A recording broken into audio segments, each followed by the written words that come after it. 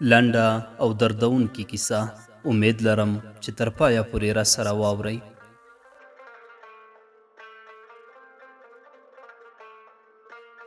جینۍ خپل غټ ټیکری په سر سم کړ. تنده یې ګونځې و. له کوره یې زړه ډاډه و چې څوک نشته. تر دروازې سر وایستو. په سپېره ډاګ کې لرې لرې ځای ځای خړ کورونه تر سترګو کېدل. د اوړي تود لمر د هغې شنې سترګې وبرېښولې. مخامخ په وره کې ولاړ ځوان هلک ته یې وکتل. د هغه شونډې وخوځېدې. مخکې تر راتلو مې لارې وڅارلې. ډاډه شه، په دې ټکنده غرمه کې څوک څه بلا غواړي؟ جینۍ ورته وویل که د پرون خبرې لپاره راغلی بیا یې نه منم. د هلک تندی تریو شو. په خشکه یې وویل اوس ته ما سره مینه لرې او که نه؟ جینۍ ورته وویل لرم یې. هلک ورته وویل نو ولې زما هیله نه منې؟ ولې پر ما باور نه کوې؟ جینۍ یوه شېبه غلې وه. بیا یې په خواره خوله وویل خو ته پوهېږې چې دا کار زما د ژوند په بیه دی.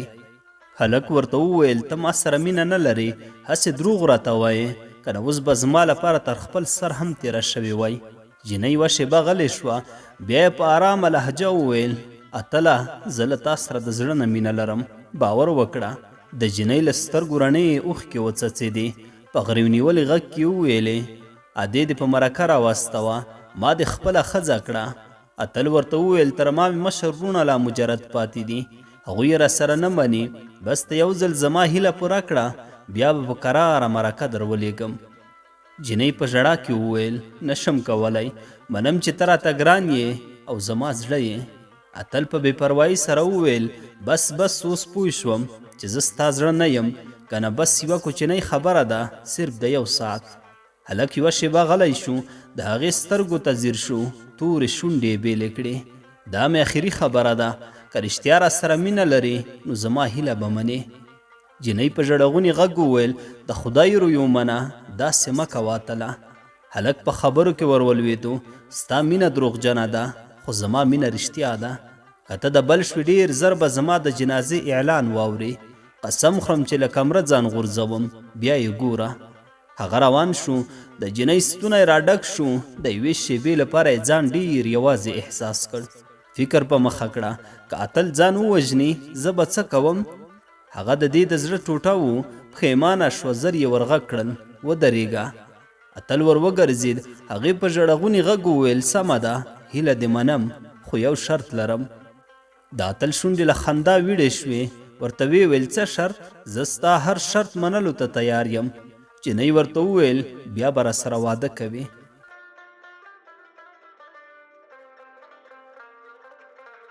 اتل ورته وویل لیونۍ چې په هر قیمت وي در سره کوم یې، زه بې له تا کله ژوند کولی شم؟ دا خو زموږ د دواړو ارمان دی چې واده مو وشي. د جینۍ سترګې وځلېدې. په زړه خوشحاله شوه. په خیالونو کې ځان د ناوې په کمیس کې لیده چې ګلپوش ته یې خېژوي او بیا د اتل په کور کې کوزیږي. اتل د هغې د خیالونو نړۍ ورانه کړه. ورته ویې ویل ښه اوس به د وخت او ځای غم وکړو. جینۍ یوه شېبه سوچ وواهه. زه خو له کوره وتلی نه شم، ته سبا غرمې ته راشه زموږ په باغچه کې د انګورو د تاکونو سره. اتل ورته وویل که څوک راباندې راشي بیا؟ جینۍ ورته وویل پلار او وروڼه مې بر کلي ته ځي، د ملک ځمکه په بزګرۍ نیولې، تر ماښامه پورې نه راځي. مور مې د مشرې خور کره ښار ته تللې، کوچنۍ خور مې سبق ته ځي، تر مازدیګره نه راځي او د باغچې ور هم بندوم. د اتل خوله له خوښۍ نه راټولېده. ورته ویې ویل سمه ده، اوس مې ومنلې چې مینه د رښتیا ده. هلک روان شو. جینۍ ور پورې کړ. زړه یې ودربېده. لومړی داسې احساس وکړ لکه لویه ګناه چې کوي، خو بیا یې پلار سترګو ته ودرېدو چې دې ته به یې تل بد رد ویل، په هره ناحقه خبره به یې د لښتو لاندې اچوله، خو اتل ورته ګرانه ویل. بیا د تېر اختر ورځ ور یاده شوه کله چې د لومړي ځل لپاره یې اتل ولیدو. دروازه په زوره زوره ودربېده. هغې خلاصه کړه. اتل په کڅوړه کې د قربانۍ غوښه دې ته ونیوله. جینۍ د هغې په لیدو له ځان بېخوده شوه. زړه یې وتخنېدو. ټول غړي یې تاوده شول. هغه هم د دې سترګو ته ځیر و. د جینۍ د مور غږ دا د سترګو جنګ له منځه یووړ. څوک دی لورې؟ جینۍ کڅوړه زر ور واخیسته او په منډه کوټې ته ورغله. شاید اتل هم د هغې د میینېدو شمال حس کړی وي. څو ځلې نور هم د دوی دروازې ته به په یوه او بله بهانه راغی. یوه ورځ ډاډه شو چې څوک نږدې نشته. په ټیټ غږ یې ورته وویل مریم ستا ښایست زما زړه وړی. مریم له لومړۍ ورځې په هغه زړه بایللی و، ځکه ورته مسکی شوه. له همغې ورځې وروسته به هغوی په پټه د یو بل سره کتل. اتل به ورته هر ځل قسمونه کول چې پرې مین دی. وعدې یې ورکولې چې تر واده وروسته به دا لکه شهزادګۍ داسې ساتي، هېڅکله به د دې سترګې په اوښکو لمدې نه شي.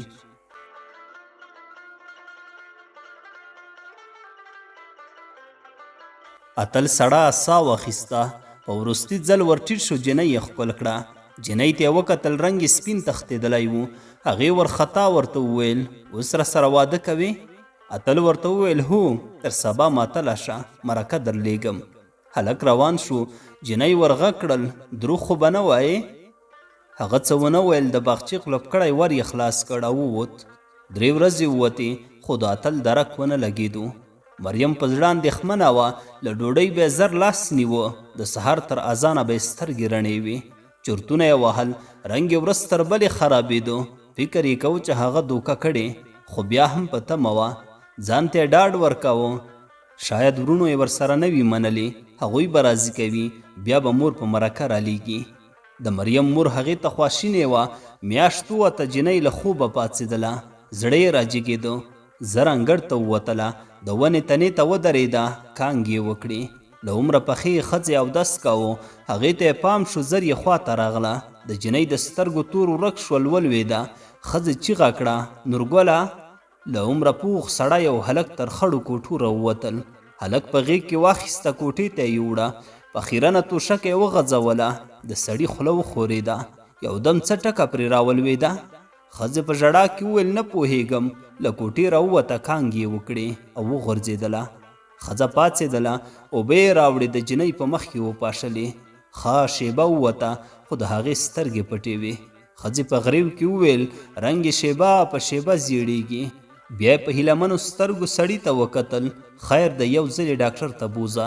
دا 1 میاشت کېږي چې هر وخت یې رنګ زیړ نیولی وي، ډوډۍ هم سمه نه خوري. سړي د هلک شنو سترګو ته وکتل، ویې ویل، زاهده، د لالو کور ته ورشه، ورته ووایه خور مې ناروغه ده. د هغه په موټر کې به یې د ولسوالۍ تر روغتونه بوځو.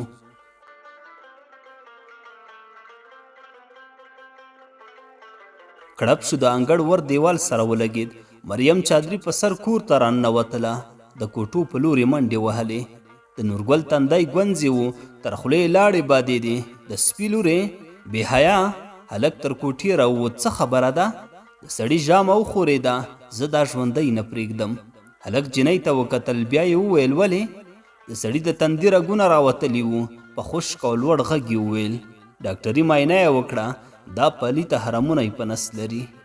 ور روان شو. د حویلۍ په کونج کې پروت غټ ډانګ یې راواخیست او په همغه کوټه ورننوت چې جنۍ ورنوتلې وه. جنۍ د کوټې په کونج کې ناسته وه، ژړل یې. سړي ډانګ پورته کړ، هغې اخ کړل، په ملا کې یې څړیکه شوه. هلک یو بل پسې سوکان او لغتې ورکولې، چیغې یې وهلې، د چا سره پرېوتې بې شرمې. د هغې په مخ او ځان د وهلو وار نه کېده. شور جوړ و. ښځې دیوال ته سر لګولی و. د کوټې په لور یې وچې سترګې نیولې وې. دا هر څه ورته لکه خوب ښکارېدل. یودم پاڅېدله، منډه یې واخیسته، د سړي مټې یې ونیولې. بس یې کړه، د خدای لپاره وژنې؟ سړي ښځه پورې وهله، لرې شه، دا مرداره ژوندی نه پرېږدم. ښځې جنۍ ته وکتل، مخ یې په وینو سور و، زګیروي یې کول، کیڼه سترګه یې پټه وه. ښځې په زوره وژړل. سړي جنۍ له مټې ونیوله، انګړ پورې یې وڅخوله. د غوجلې ور یې خلاص کړ، هغه یې ور واچوله، دروازه یې پورې کړه. شیبه ورک و، بېرته راغی، په لاس کې یې قلف نیولی و. د لرګین ور ځنځیر ته یې ور واچوه، بېرته کوټې ته ننوت. ښځې لا هم ژړل. سړی کونج کې کېناست، سر یې په لاسونو کې ونیوه، ژور فکر په مخ کړ. که کلیوال خبر شي، څنګه به ورسره مخ کېږم؟ که مخ شم څه به وایي؟ له دې وروسته به یې هر څوک په لیدو وایي پیغله لور یې امیدواره شوې، لاسونه به غوږو ته وړي او توبې به وباسي. تربوران به پیغور راکوي. سړي له ډېر چورت وهلو وروسته غوجلې ته ورغی. جنۍ په ښي اړخ پرته وه، لوپټۍ تر سر لوېدلې وه، په تورو ګرګوتي ویښتانو پورې یې واښه نښتي وو. کیڼه سترګه یې پټه وه، شاوخوا یې شنه او پړسېدلې وه. غبر لاسونه یې نسته نیولي و، زګیروي یې کول. سړی ورغی، تر ویښتو یې ونیوله، له خولې یې لاړې باد شوې. د چا سره پرېوتې یې؟ جنۍ په ډیر زحمت ور وکتل. سړي د هغې خولې ته سوک ورکړ. پلي ته وایم د چا سره؟ هغې خبره ور غوڅه کړه. په بنده بنده ژبه یې وویل اتل.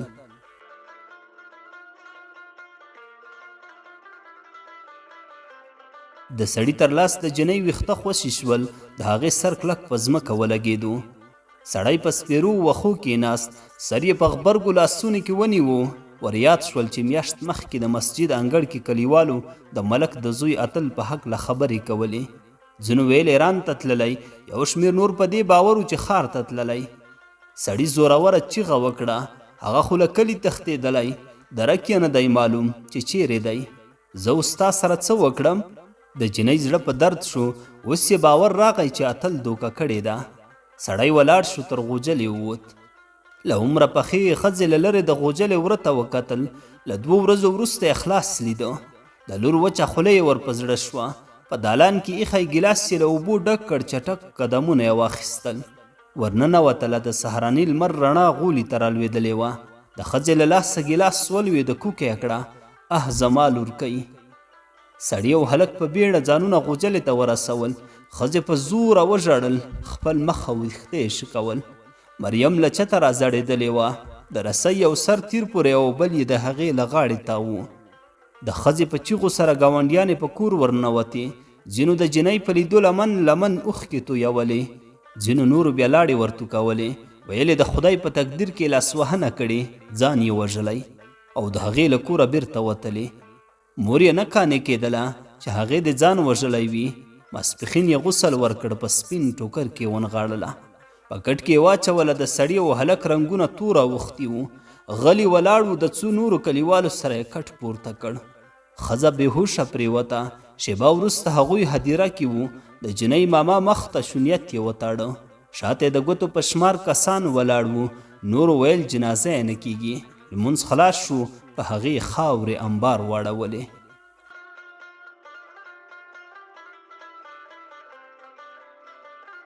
میاشت ووته. نورګل په خیرنه توشکه نرۍ تورې پښې وغځولې. د پوندو چاودې ځای ځای په ټوکر پورې ونښتې. بالښت یې سم کړ. ډډه یې ولګوله. خړه لنګوټۍ له ککرۍ لرې کړه. خریلی سر یې وګراوه. په ږیره کې سپین ډکي تر پخوا ډېر ښکارېدل. په مخ کې یوازې خړ پوستکی پاتې و. هغه تر پخوا لږ خواړه خوړل. ګډ وډ خوبونه به یې ډېر لیدل. کله کله به یې په خوب کې د مریم نوم هم یاداوه. ژوند، کلی، بزګري، هر څه ترې پاتې و.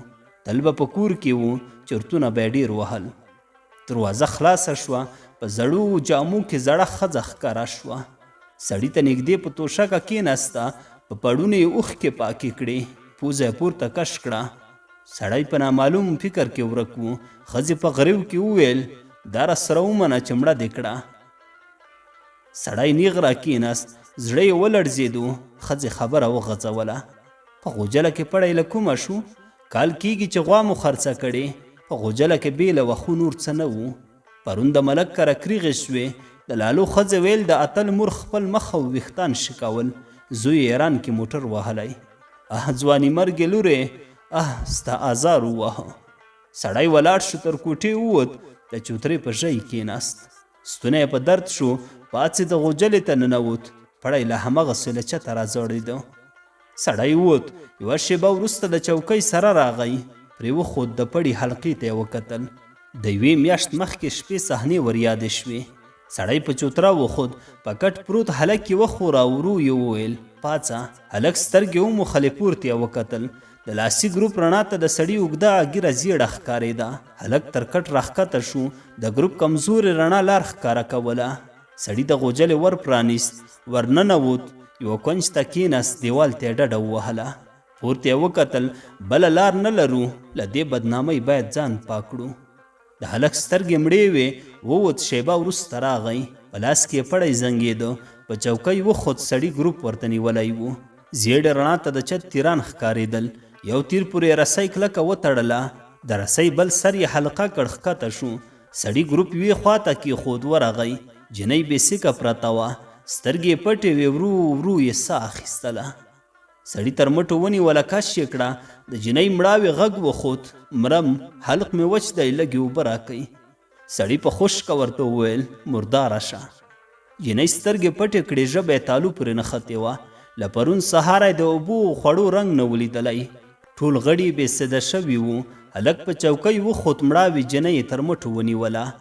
سړي تر پښو ونیوله. په 100 خواریو یې سر ورته د رسۍ حلقه کې دننه کړ. خپله زر ښکته شو. ستمه یې خود. جینۍ ورو ورو لغتې وهلې. سترګې یې لږه شیبه خلاصې کړې، خو زر بیرته پټې شوې. کوچني زګروي سره یې بدن په هوا کې ځوړند پاتې شو. سړي سترګې وغړولې. ځان سره په خبرو شو، د مریم یاد مې نه پرېږدي. هغې ګناه کړې وه، خو سزا یې دا نه وه. خدایه، زړه مې چوي، زه قاتل یم. تیر یادونه مې ځوروي، باید ځان ترې خلاص کړم. تر سترګو یې اوښکې روانې شوې. په بیړه یې سر په حلقه کې ننایستو. درب شو، چوکۍ په ځمکه ولوېده. تور لنګي یې په هوا کې رپېدل. ساه یې په تنګېدو وه. زګیروی یې وکړ، سترګې یې پټې کړې.